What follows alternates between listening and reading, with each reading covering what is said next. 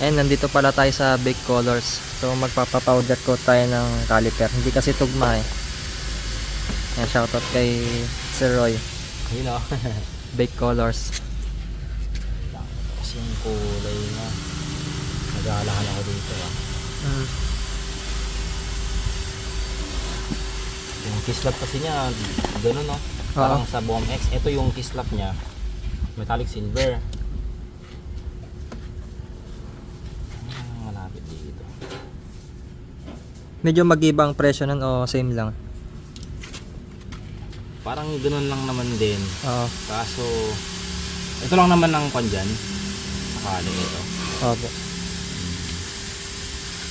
Kasi para pagka isasalpak niya, magko-convert kami ni Tall Jobs.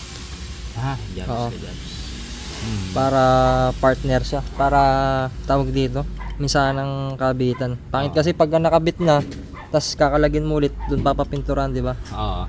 Tapos ano muna, itanong ko sa mga mas marunong sa akin kung Kung kaya. gagawin nila dyan para maging matte. Pero yung sa kulay, ito lang yung red ko.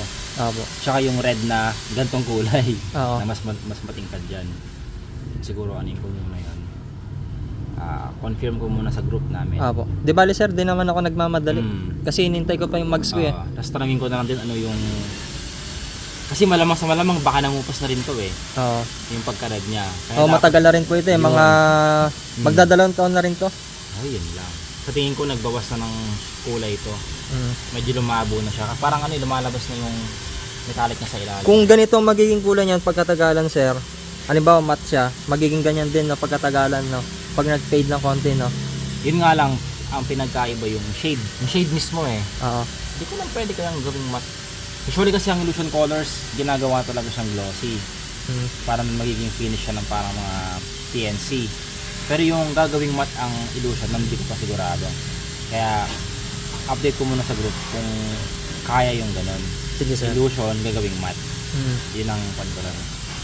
Sakaling pwede, update ako. Sige po sir. Pero iba kasi naiiba na ako sa kulay eh.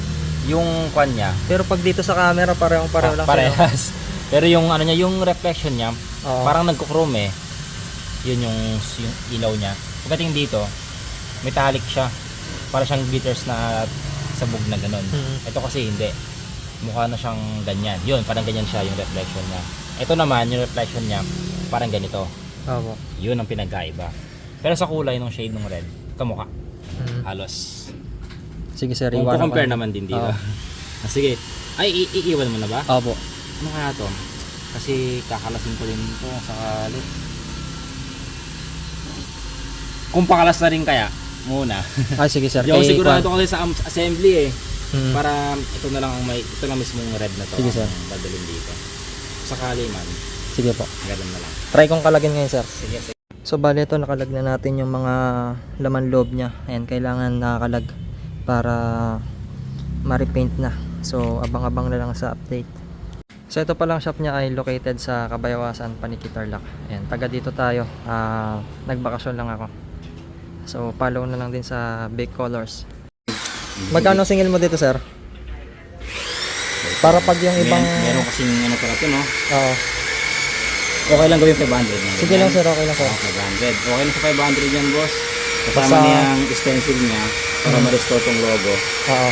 Kaya nabala rito no. Tapos sa mga mag sir, Ano yan? 2.5 price range niya hanggang 4K. 4K no. So depende sa kulay. Depende sa kulay yun. Tapos sa mga kwan, iba pang ginagawa, halimbawa yung ceramic coating, Ceramic coating, ano yan? 2.5 to 3K.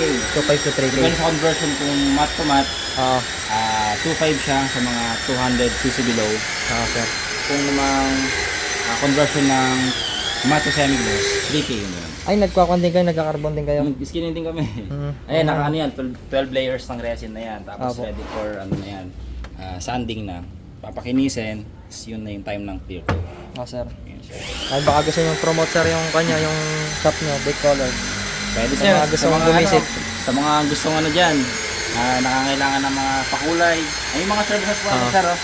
Sa mga iban natin. PM lang sila boss, PM lang sila. Sige sir, salamat sir ha. Sige po, salamat.